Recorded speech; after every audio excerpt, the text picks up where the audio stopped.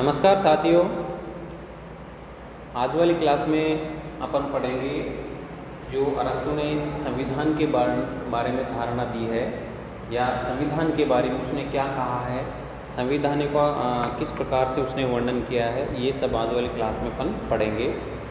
तो कल अपन ने जो अरस्तु के बारे में सामान्य जीवन परिचय पढ़ा, उसका आदर्श राज्य के बारे में पढ़ा, न्याय के बारे में पढ़ा, ये सब अपन ने चर्चा कर ली। आज अपन पढ़ेंगे अरस्तु ने जो संविधान विषयक जो धारणा दी है उसके बारे में। तो सबसे पहले तो ये देखिए कि अरस्तु जो है संविधान के बारे में क्या कहता है। वो ये कहता है कि संविधान या पॉलिटी राज्य का एक ऐसा संगठन है जिसका संबंध सामान्यतः राज्य के पदों के निर्धारण से है और विशेषकर ऐसे पद के निर्धारण से है जो समस्त राजनीतिक मामलों में सर्वोच्च हो। कहने का तात्पर्य ये है, वो एक शासक के लिए इस ओर इशारा करता है। कहा है कि संविधान या पॉलिटी राज्य का एक ऐसा संगठन है जिसका संबंध सामान्यतः राज्य के पदों के निर्धारण से है, यानी कि शासन करने वाले जो अधिकारी हैं उसके नीचे जो अधिकारी काम करने वाले हैं उन पदों से है, और विशेषकर ऐसे पद के निर्धारण से है जो समस्त राजनीतिक मामलों में सर्वोच्च हो, यानी शासक हो। अब इस परिभाषा के आधार पर जो निष्कर्ष निकालते हैं संविधान के बारे में, यानी कि संविधान किन चीज़ों को परिभाषित करता है, वो क्या कहता है अरस्तु कि संविधान राज्य या उसके पदों का संगठन है, यानी कि जो राज्य के जो अधिकारियों के पद हैं उनके बारे में संविधान परिभाषित करता है। संविधान द्वारा ही सर्वोत्तम सत्ता के निवास को निर्धारित किया जाता है, यानी कि सत्ता कितने लोगों में निवास करती है या किन लोगों के पास शासन करने की शक्ति है। राज्य किस लक्ष्य की ओर उन्मुख है, यानी कि राज्य का उद्देश्य क्या है, वो किस दिशा की ओर कार्य कर रहा है। और संविधान में परिवर्तन के साथ राज्य का रूप बदल जाता है, यानी कि संविधान में जैसे ही परिवर्तन होता है तो क्रांति होती है और राज्य का स्वरूप बदल जाता है। यानी कि परीक्षा की दृष्टि से अपन बात करें तो ये सवाल परीक्षा के लिए भी इम्पोर्टेंट है कि अरस्तु के अनुसार संविधानों में परिवर्तन के लिए क्या कहा गया है, या जो राज्यों या संविधानों का जो वर्गीकरण है उसके बारे में भी पूछा जा सकता है, या 2 नंबर के सवाल में आपसे पूछा जा सकता है कि अरस्तु ने संविधान के बारे में क्या कहा है। तो अगर 2 नंबर का सवाल आपसे पूछा जाता है तो आपको सिर्फ ये लाइन लिखनी है कि अरस्तु के अनुसार संविधान या पॉलिटी राज्य का ऐसा संगठन है जिसका संबंध सामान्यतः राज्य के पदों के निर्धारण से है और विशेषकर ऐसे पद के निर्धारण से है जो समस्त राजनीतिक मामलों में सर्वोच्च हो। या फिर जैसे मान लीजिए आपको बड़ा 5 नंबर का सवाल पूछा जाता है तो ये आपको उसमें पूरा लिखना है कि संविधान राज्य उसके पदों का संगठन है, संविधान द्वारा ही सर्वोत्तम सत्ता के निवास को निर्धारित किया जाता है, राज्य किस लक्ष्य की ओर उन्मुख है, संविधान में परिवर्तन के साथ राज्य का रूप बदल जाता है। तो ये तो हो गया अरस्तु ने जो संविधान के बारे में जो परिभाषा दी है और संविधान के अनुसार क्या निर्धारित होता है, ये सामान्य सी बात हो गई। अब जो अरस्तु ने संविधानों का वर्गीकरण किया गया है वो अपन देखते हैं। राज्यों या संविधानों का वर्गीकरण तो ये परीक्षा में आपसे पूछा जा सकता है। तो उसने जो संविधानों या राज्यों का वर्गीकरण किया है वो 2 आधारों पर किया है, नैतिक आधार पर और संख्या के आधार पर। यानी कि संख्या के आधार पर अरस्तु क्या कहता है कि प्रभुत्व शक्ति का प्रयोग कितने व्यक्तियों के द्वारा किया गया है। वो नैतिक आधार से तात्पर्य है कि शासन करने वाले व्यक्तियों का उद्देश्य क्या है। तो अब अपन देखते हैं कि अरस्तु के अनुसार राज्यों या संविधानों का वर्गीकरण।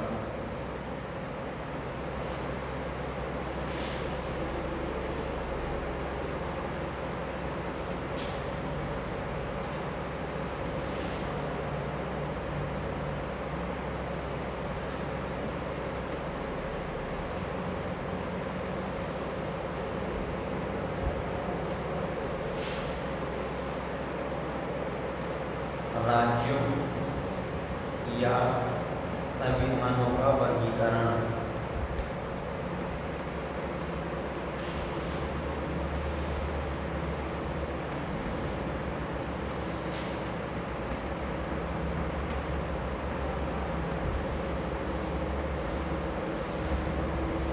उसने जो ये वर्गीकरण है वो 2 आधार पर किया है, संख्या के आधार पर और नैतिक आधार पर। पहला है संख्या संख्या के आधार पर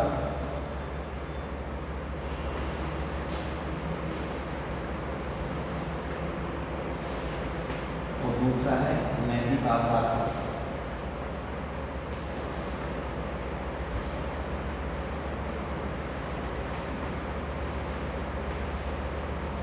संख्या के आधार पर और नैतिक आधार पर।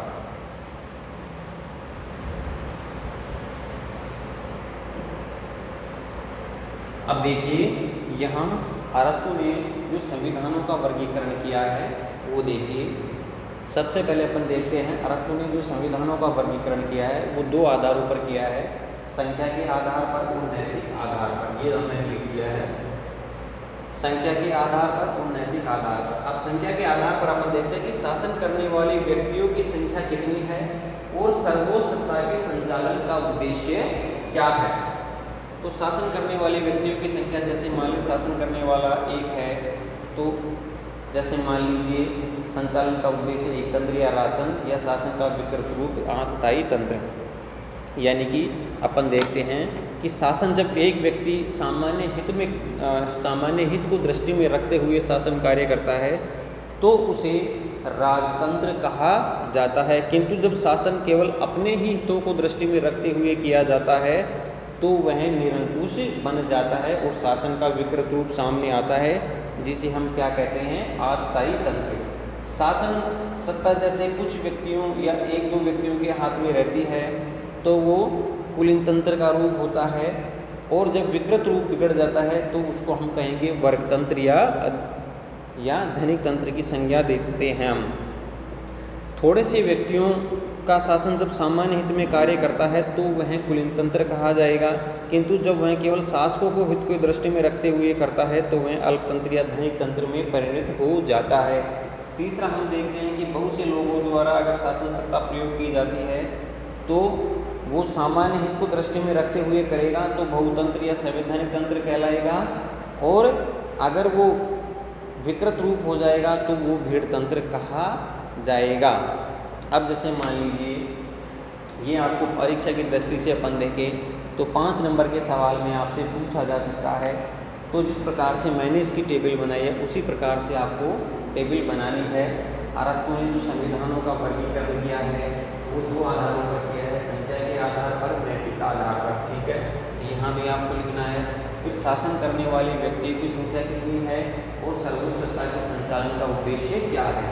यानी कि जब एक व्यक्ति सामान्य हित को दृष्टि में रखते हुए शासन करता है तो वो एक तंत्र कहलाएगा या राजतंत्र कहलाएगा।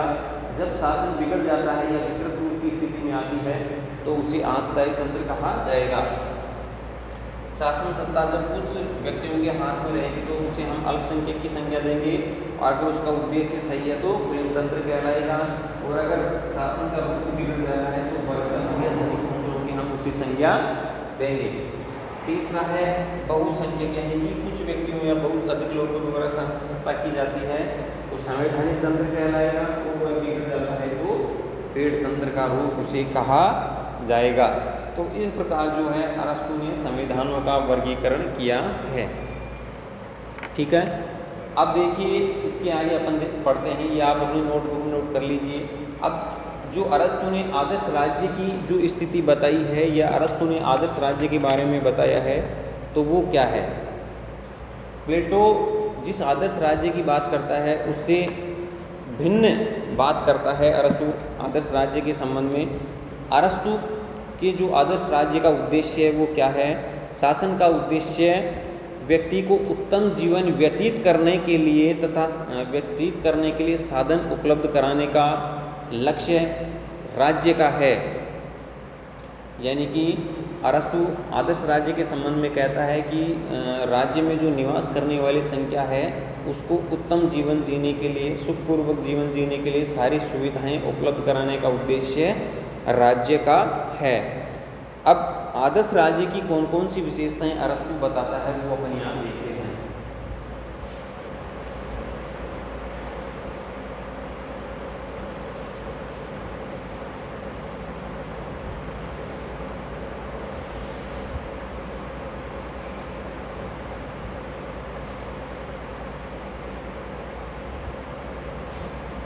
अरस्तु के आदर्श राज्य की विशेषताएं।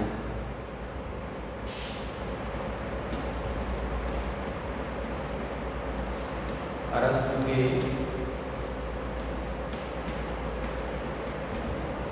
आदर्श राज्य की विशेषताएं।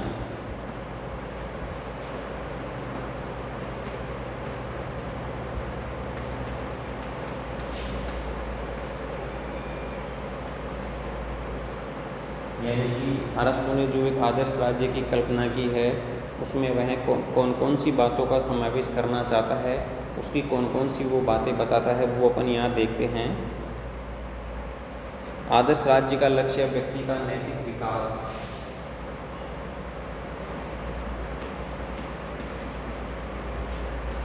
आदर्श राज्य का लक्ष्य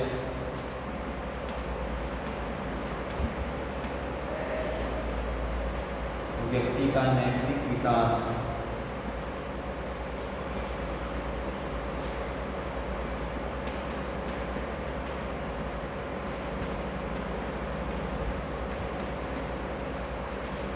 आदर्श राज्य का लक्ष्य व्यक्ति का नैतिक विकास।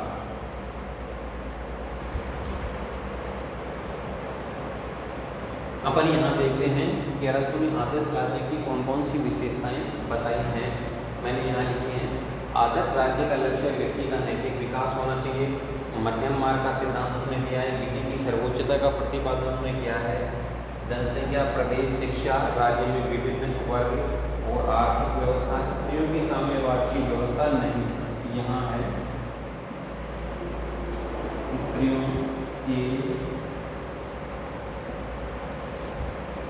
साम्यवाद की व्यवस्था नहीं। देखिए, जो प्लेटो ने एक आदर्श राज्य की जो कल्पना की है उसमें वो कौन कौन सी चीज़ों का विकास करना चाहता है, कौन कौन सी बातों का वो समावेश करना चाहता है, कौन कौन सी विशेषताएं उसने बताई है, ये मैंने अभी आपके सामने बोर्ड पर लिखी है।